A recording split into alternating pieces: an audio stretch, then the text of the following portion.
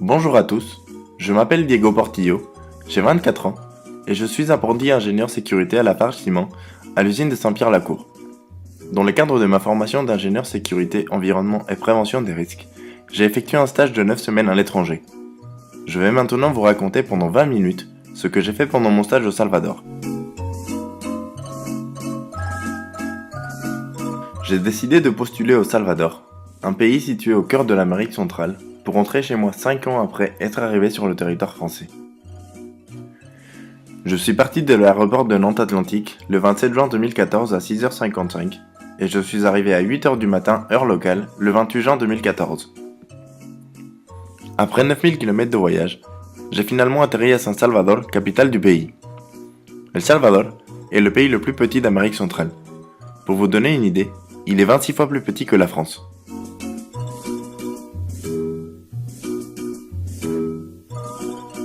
Malgré sa petite taille, El Salvador est tout de même le pays le plus densément peuplé d'Amérique centrale.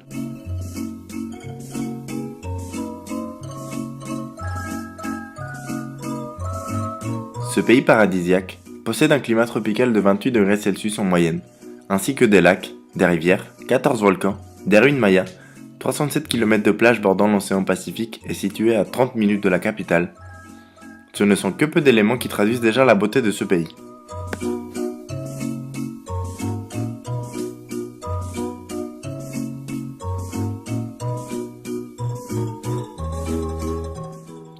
C'est au sein de Industrias Tornolara que j'ai réalisé mon stage. Industrias Tornolara est une entreprise familiale comptant 35 salariés. Elle est spécialisée dans la conception et la production de pièces en acier inoxydable, en verre et en aluminium.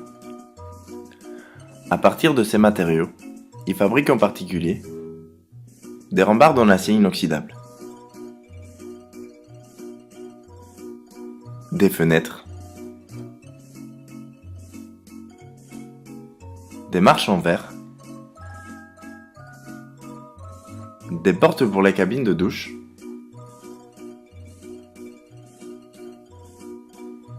et d'autres accessoires de luxe destinés à être installés autant chez des particuliers que chez des professionnels. L'entreprise est composée de plusieurs services, dont le service RH, comptabilité, production et maintenance.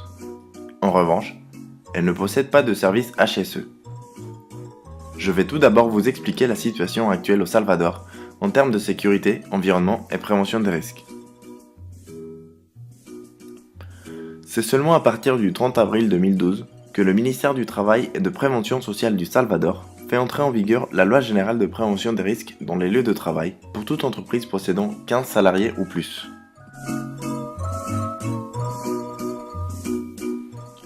Une des premières obligations exigées par cette nouvelle loi est la création d'un CHSCT avec élection de ses représentants. C'est à partir de janvier 2014 que Industrias Tornolara lance ce projet dans ses installations. La nécessité d'avoir un système de management de sécurité était donc indispensable pour être en accord avec la loi, mais surtout pour améliorer les conditions de travail de ses employés. Le besoin de trouver une personne avec des connaissances dans ce domaine était donc primordial pour eux. C'est pourquoi Joselis Lara Celaya, directeur général de l'entreprise, me recrute en tant que stagiaire au sein de son entreprise pour lancer le projet.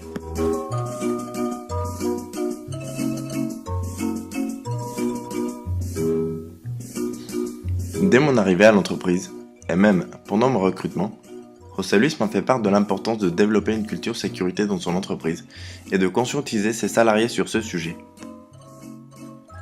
Cependant, l'entreprise n'ayant aucune expérience dans ce domaine, ils m'ont confié la totalité du projet. Ce projet était un vrai challenge pour moi, car ce fut l'occasion de mettre en valeur mes acquis durant cette première année d'alternance, mais surtout d'être en contact avec les travailleurs salvadoriens. Tout d'abord, le directeur m'a convié à participer aux réunions de production hebdomadaires pour toute la durée de mon stage, afin de mieux connaître leur processus de fabrication, mais surtout pour partager nos expériences professionnelles.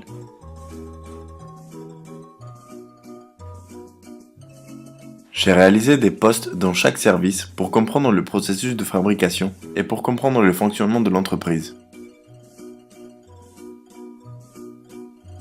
Durant cette première phase, j'ai eu l'occasion de rencontrer les 35 salariés, ce qui m'a permis de me présenter et de leur présenter ma mission dans l'entreprise. Pendant mon intégration, je me suis rendu compte que les salariés n'avaient jamais eu de formation pour réaliser leur travail en toute sécurité. En effet, ils m'ont indiqué qu'ils n'ont jamais eu de formation pour leur poste de travail et que toutes leurs compétences techniques, ils l'ont appris, comme la plupart des Salvadoriens, sur le terrain.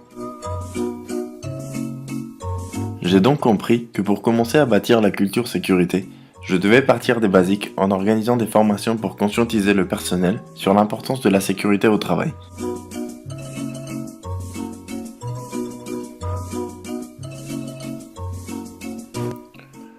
Pour préparer le projet, j'ai tout d'abord lu la législation propre au pays pour mieux appréhender le sujet. En effet, le ministère du Travail demande aux entreprises de créer un CHSCT et de posséder un programme de gestion des risques. Mon sujet de stage était donc de créer le programme de gestion des risques adapté à l'activité de Industrias Tornolara.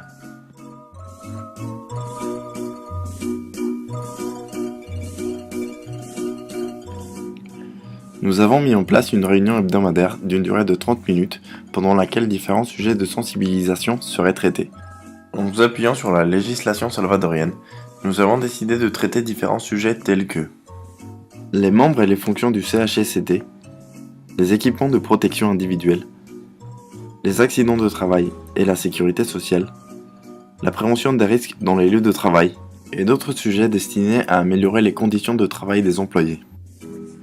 Il faut savoir qu'avant mon arrivée, les salariés étaient amenés à réaliser du travail en hauteur, de la soudure ou bien de l'oxydécoupage et n'étaient pas obligés de porter aucun EPI.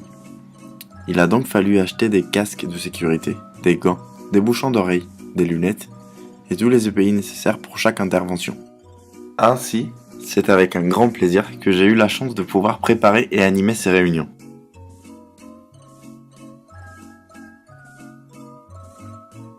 Ce stage fut une incroyable expérience car j'ai même eu l'occasion de pouvoir former les différents responsables pour animer ces réunions. Pour assurer le suivi du projet dans le temps, nous avons rajouté dans l'ordre du jour de la réunion de production un quart d'heure sécurité pour continuer à développer la culture sécurité dans l'entreprise. Le suivi des employés sur le terrain pour assurer le respect des nouvelles règles de sécurité était aussi indispensable. En parallèle des formations et du suivi des employés, j'ai créé le programme de gestion des risques pour l'entreprise.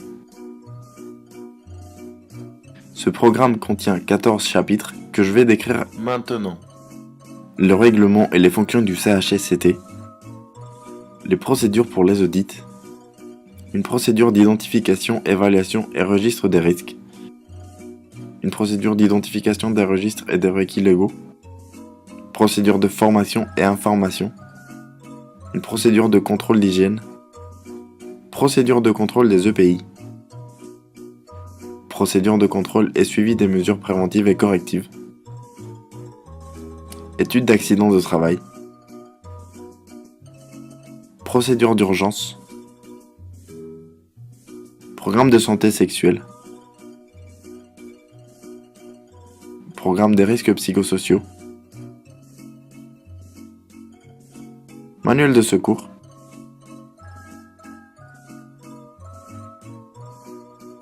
procédure de recrutement des sous-traitants.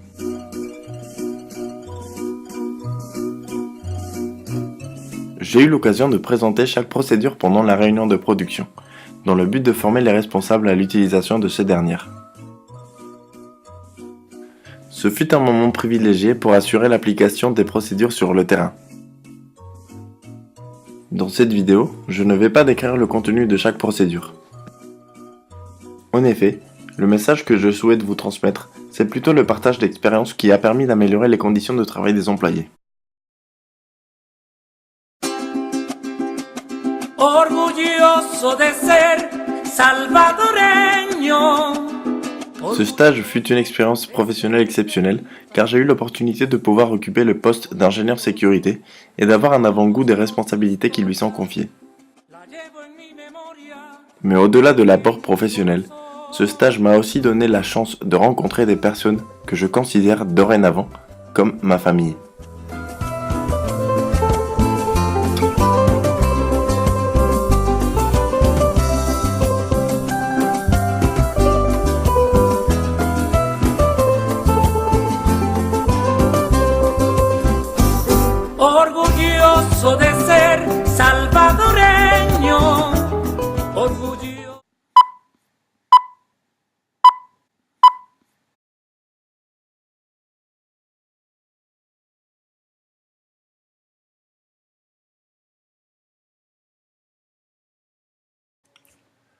Au Salvador, il existe deux gangs, la Mara Salvatrucha et la Mara 18.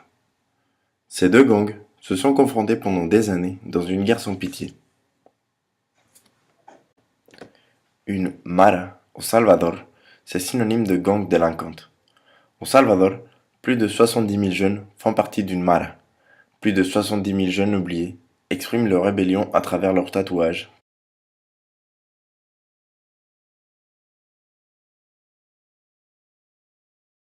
professant une dévotion totale à son clan qui remplace la famille.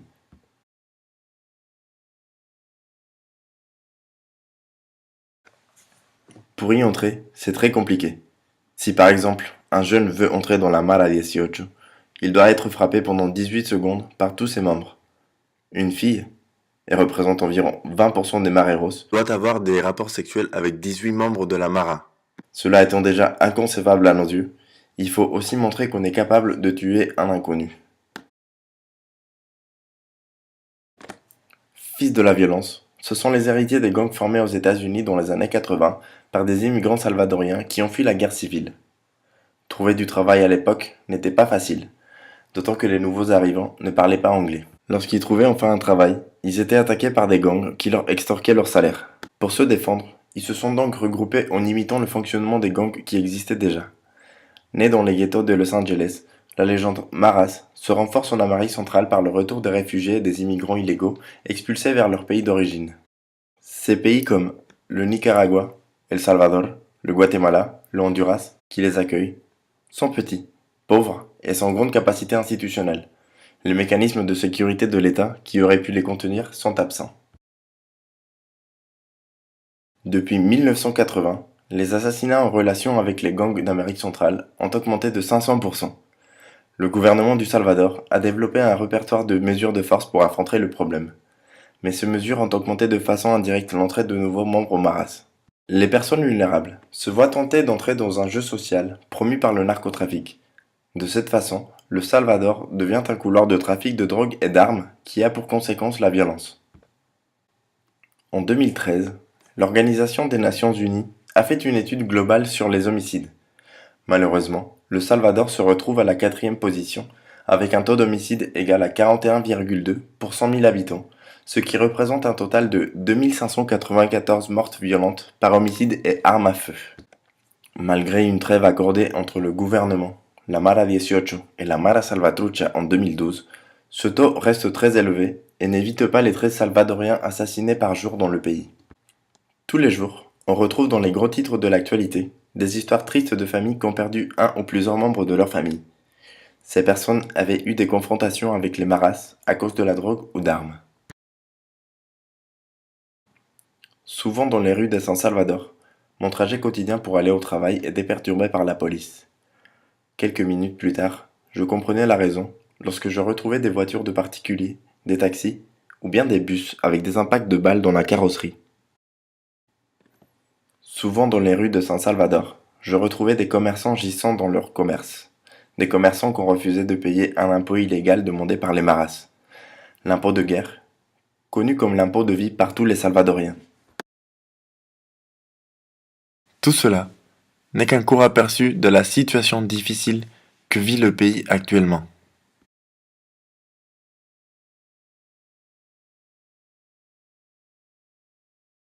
De l'autre côté de la monnaie, comme on dirait en espagnol, on retrouve les Salvadoriens qui ne se prêtent pas à ce jeu social. Les Salvadoriens qui aiment leur travail, les Salvadoriens travailleurs qui gagnent leur propre argent de façon humble et honnête. Les Salvadoriens qui croient en l'avenir d'un pays qui peut surmonter cette crise. C'est à partir d'une longue réflexion de ce sujet que je me suis interrogé sur l'esprit entreprenant du Salvadorien face à la crise sociale que vit le pays. J'ai réalisé plusieurs entretiens auprès de différents commerces et différentes personnes de Industrias Tornolara. Dans l'interview que je vais vous présenter par la suite, Archimedes, mécanicien dans mon entreprise d'accueil, nous racontera son expérience avec les mareros.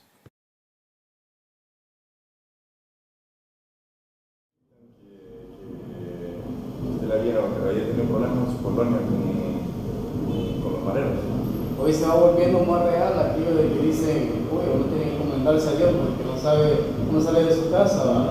y no sabe si va a regresar por lo mismo, porque sí, cerca donde yo vivo, mataron a un muchacho que recién se había ido a ir ahí y toda la cuestión, ¿verdad? Venía con su esposa.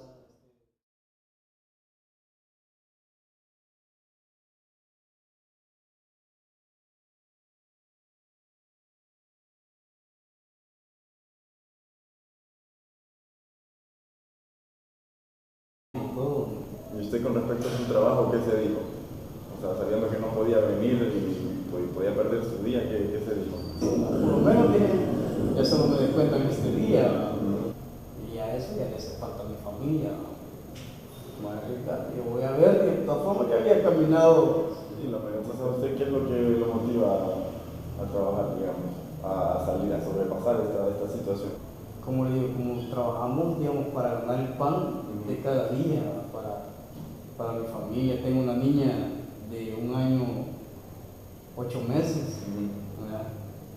El cual, para mí, ella es mi motivación, ¿verdad? Más que todo porque comienza sus días a vivir, la que me da esa energía para yo poder vivir y levantarme buena mañana. Que los salvadoreños son los trabajadores de Centroamérica. Sí, ya se escucha. ¿Usted cree que las demás personas aquí en El Salvador piensan como usted? O sea, decirse, bueno, aunque esté esta situación en mi colonia, yo tengo que salir para darle pan a mi familia. ¿Usted piensa que todos son así?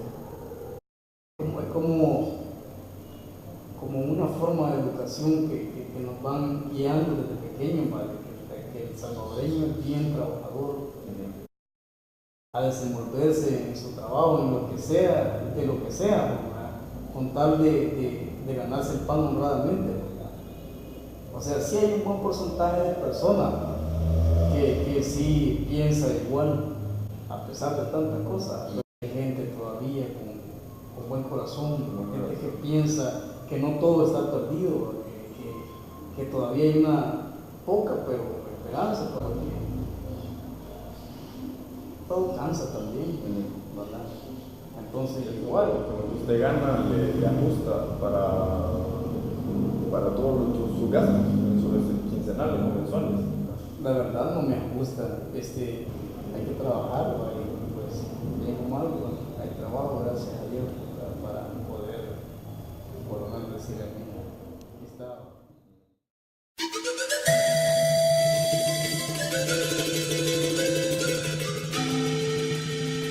El pueblo salvadoreño tiene el cielo por sombrero.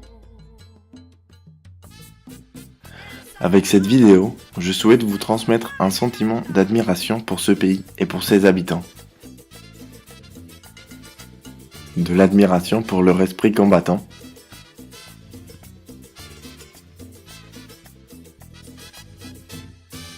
Parce qu'ils décident d'affronter toutes les difficultés que la vie leur inflige plutôt que de céder à la facilité qui pourrait les égarer à jamais.